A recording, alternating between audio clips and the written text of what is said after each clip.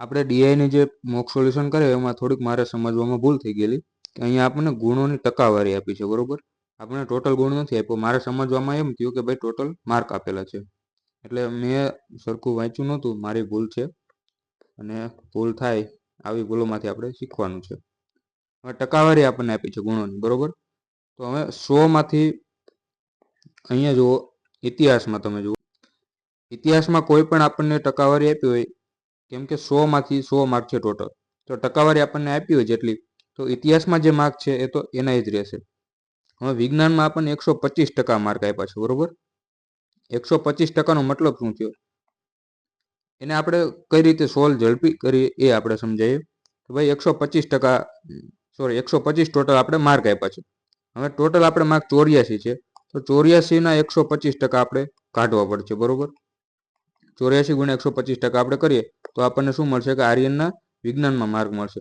પણ આપણે એવી રીતે નથી કરવાનું. આપણે શું કરશું કે એક બેઝિક વસ્તુ છે કે 125 ગુણ્યા 84% તમે કરશો તો આપણે શું આવશે કે ભાઈ 125 ગુણ્યા 84 છેદમાં 100. હવે 125% એટલે આપણે 100 વત્તા 25% સમજીએ. 100 વત્તા 25%, તો 100%નો મતલબ શું થયો? 1, અને 25%નો 1/4. તો અહીંયા આપણે શું થાય કે ભાઈ 5/4 125%. કેમ કે આપણે ટકા આને આપી દઈએ, આ ટકા 125 ને આપી દઈએ તો કોઈ ફરક પડવાનો નથી. એટલે આપણે શું કરશું ભાઈ, બધામાં ટકા આમને આપી દઈશું. ટકા આમને આપી દઈએ એટલે આપણે ગણતરી થોડીક સહેલી થઈ જશે, બરોબર. તો ચલો હવે આપણે શું કરશું કે ભાઈ આ બધાને આપણે ટકા આપી દીધા, પછી આપણે શું કરશું કે એના ગુણ્યા આ કરી નાખશું. 125% એટલે આપણે શું થશે કે 5/4. 150% એટલે શું થશે? 3/2.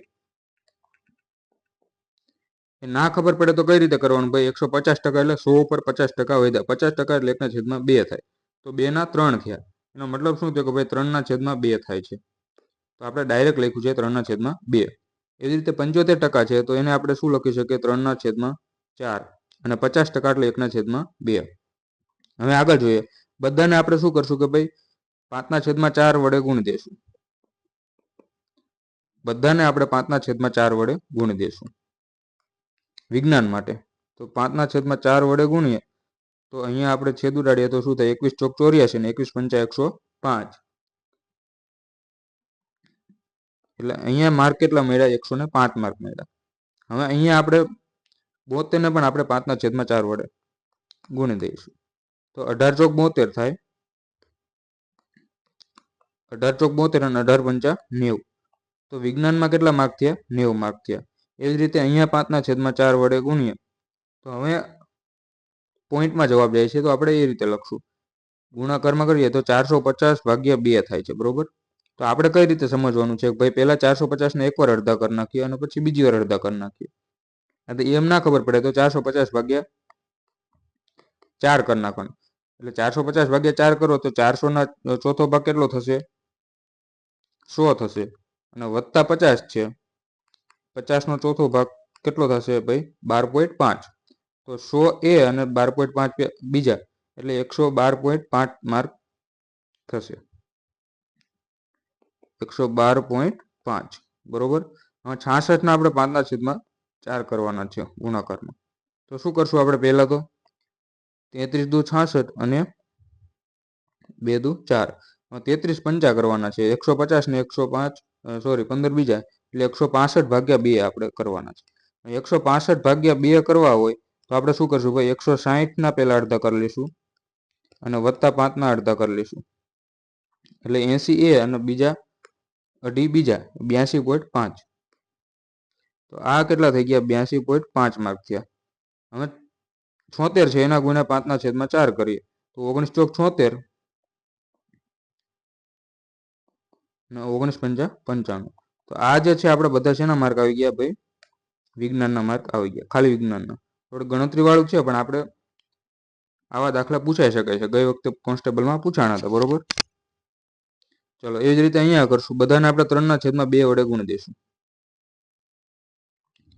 તો હવે અહીંયા સમજાય એના માટે આપણે શું કરશું ભાઈ? આ બધું આપણે કાઢીને, આ બધું આપણે રફ વર્કમાં કરવાનું, બરોબર.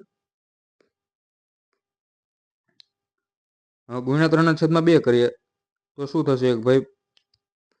35 દુ 70 થશે અને 35 તરી 105. ત્યાં કેટલા માર્ક આવશે? આપણે 105 માર્ક આવશે.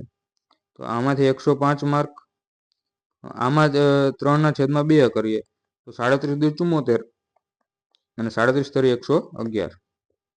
37 નો ઘડિયો આવડો જરૂરી છે, કેમ કે 111 ઘણીવાર આપણે નંબર ગણતરીમાં આવશે. 37 ગુણ્યા 3 બરાબર 111 થાય.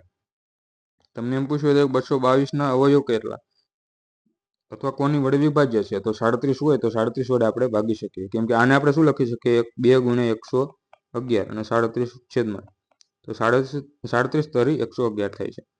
તો 111 તમારે થોડુંક યાદ રાખવું જરૂરી છે. ચલો અહીંયા 3/2 વડે ગુણીએ તો 42 દુ 84 અને 42 તરી 100 3 દુ 6 અને 4 તરી 12, 126 બરોબર. તો અહીંયા કેટલા આપણે મળી ગયા માર્ક? 126. ચલો એવી જ રીતે અહીંયા છે 3/2 કરીએ તો 40 દુ 80 અને 40 તરી 120. અહીંયા 3/2 કરીએ તો 44 દુ 88 અને 44 તરી 132.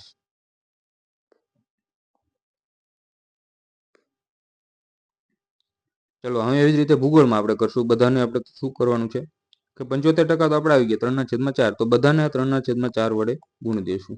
આને આને બધાને.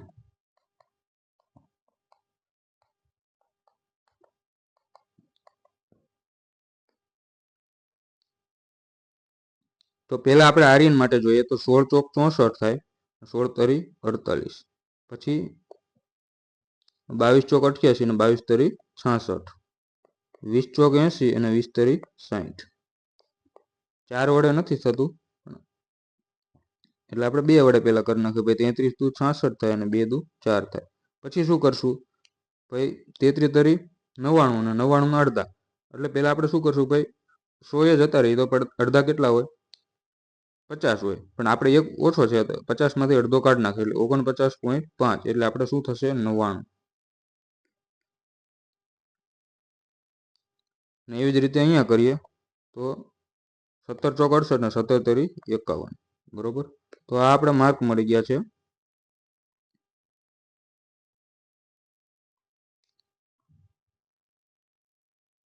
શેના મળી ગયા? ભૂગોળના માર્ક મળી ગયા. હવે આગળ જોઈએ વર્તમાન પ્રવાહ.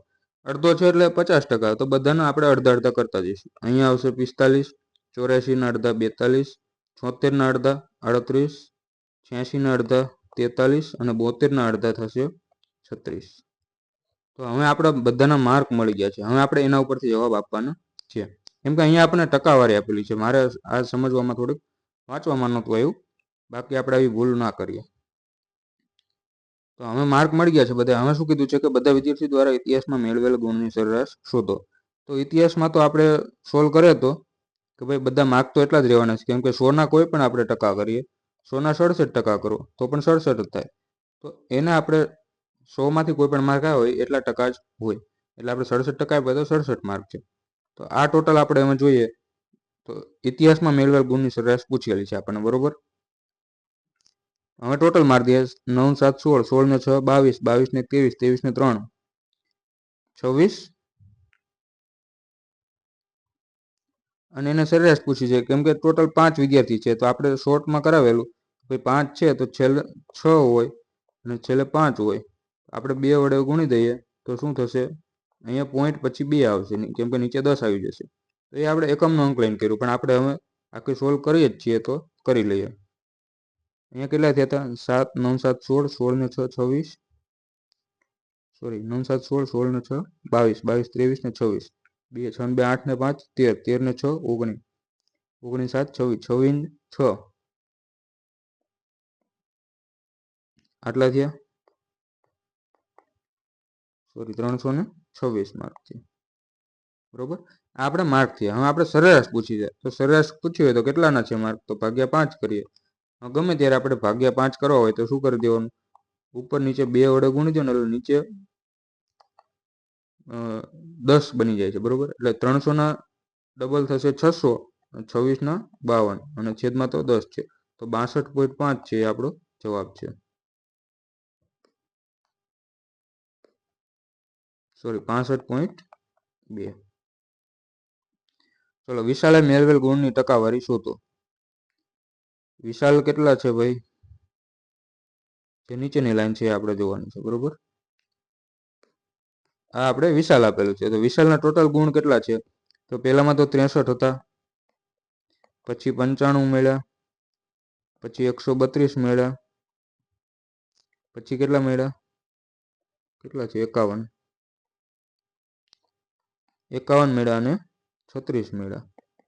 કેમ કે આ જે છે આપણે ગુણ છે, બરોબર.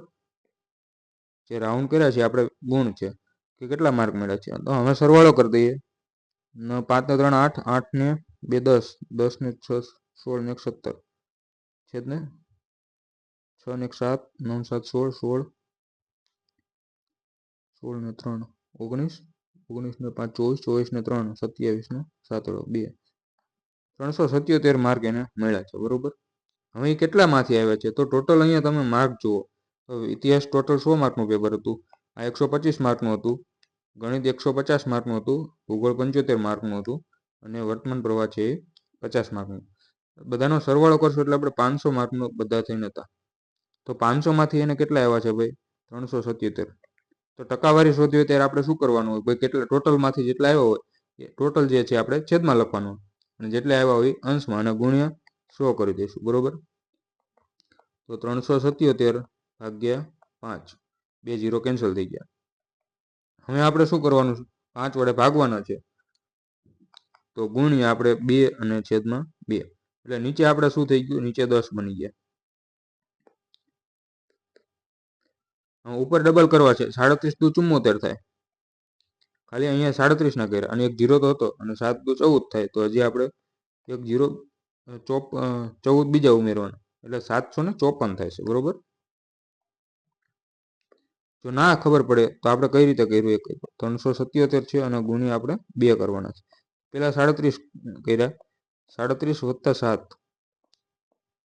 સોરી 370 વત્તા 7 અને ગુણ્યા 2 કર્યા. આજે અક્ષરમાં લોચા થાય છે.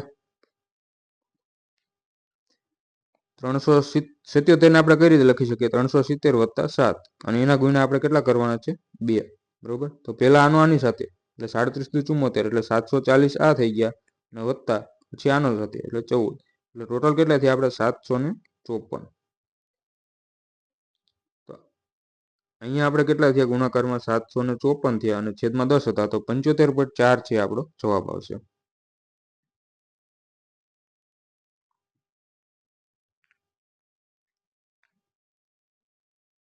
હવે 58માં શું આપ્યું છે કે બ્રિજેશ અને જિગ્નેશ દ્વારા ગણિતમાં મેળવેલ કુલ ગુણ. બ્રિજેશ અને જિગ્નેશ દ્વારા ગણિતમાં, તો ગણિતમાં બ્રિજેશને કેટલા મળ્યા છે? 111, અને જિગ્નેશને કેટલા મળ્યા છે? આ 111 બ્રિજેશના, બરોબર. આપણે બીજું વટાઈ દઈએ 111 માર્ક બ્રિજેશને મળ્યા છે ગણિતમાં. અહીંયા